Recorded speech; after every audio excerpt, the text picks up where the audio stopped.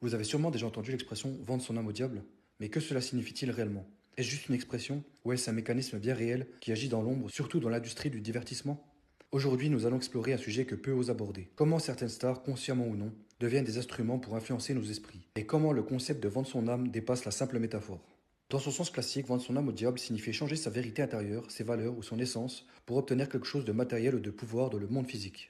Cela ne se limite pas aux livres ou aux films.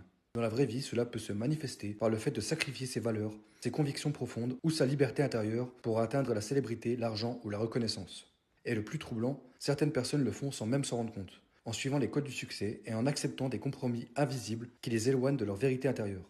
Les stars de la musique ne créent pas seulement des chansons, elles participent souvent à un système qui utilise la musique comme outil d'influence. Les sons, les rythmes et même certaines paroles sont conçus pour entrer dans notre subconscient. Nos émotions, nos désirs et même nos croyances peuvent être modifiés sans que nous nous en rendions compte.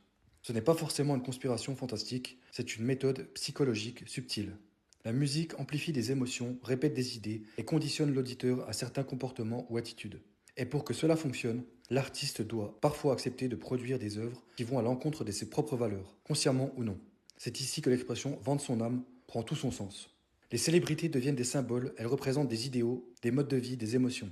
Leur pouvoir ne vient pas seulement de leur talent, mais du rôle qu'on leur fait jouer, celui de canaliser et de transmettre des messages spécifiques à des millions de personnes. Chaque chanson, chaque vidéo, chaque image est soigneusement calibrée pour résonner avec des émotions collectives et parfois pour pervertir ou manipuler les perceptions de ce qui est désirable ou acceptable. Le plus troublant, c'est que certains artistes entrent dans ce système en pensant simplement suivre leur carrière, sans réaliser qu'ils participent à un mécanisme plus large qui influence le subconscient collectif. Quand une personne accepte de faire quelque chose qui va contre sa valeur personnelle, elle crée une fracture intérieure. C'est ce qui est souvent décrit comme vendre son âme au diable. Ce n'est pas toujours un pacte magique avec un démon, c'est un choix énergétique et psychologique.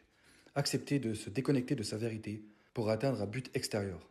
À travers les chansons, les vidéos et les messages subliminaux, ces choix personnels peuvent être répercutés sur le subconscient de millions de gens, qui absorbent ces idées sans même y penser. Cela crée un cycle, l'artiste se sacrifie, le public est influencé et la norme collective se transforme. Alors, que peut-on faire pour rester connecté à soi et ne pas tomber dans ce piège, que ce soit dans la musique ou dans la vie en général? Comprends tes valeurs profondes et ce qui est secret pour toi. Avant de suivre la masse ou d'accepter un projet, demande-toi si cela respecte ton essence. Ton corps et ton intuition savent toujours quand quelque chose ne te correspond pas. Choisis ce que tu écoutes, ce que tu regardes et ce que tu consommes. Ton esprit est influencé par tout ce que tu absorbes. Plus tu es connecté à ta vérité, plus tu deviens imperméable aux influences extérieures. Vendre son âme au diable n'est pas juste une légende ou une image effrayante. C'est une réalité psychologique et énergétique qui se joue dans notre société, surtout dans le divertissement. Certaines stars le font volontairement, d'autres sans le savoir. Et nous, en tant qu'auditeurs, nous pouvons choisir de rester conscients ou de laisser ces influences modeler notre subconscient. La vraie liberté vient de la conscience et de la connexion à soi. Comprendre ce mécanisme, c'est le premier pas pour ne jamais vendre son âme, même sans le savoir.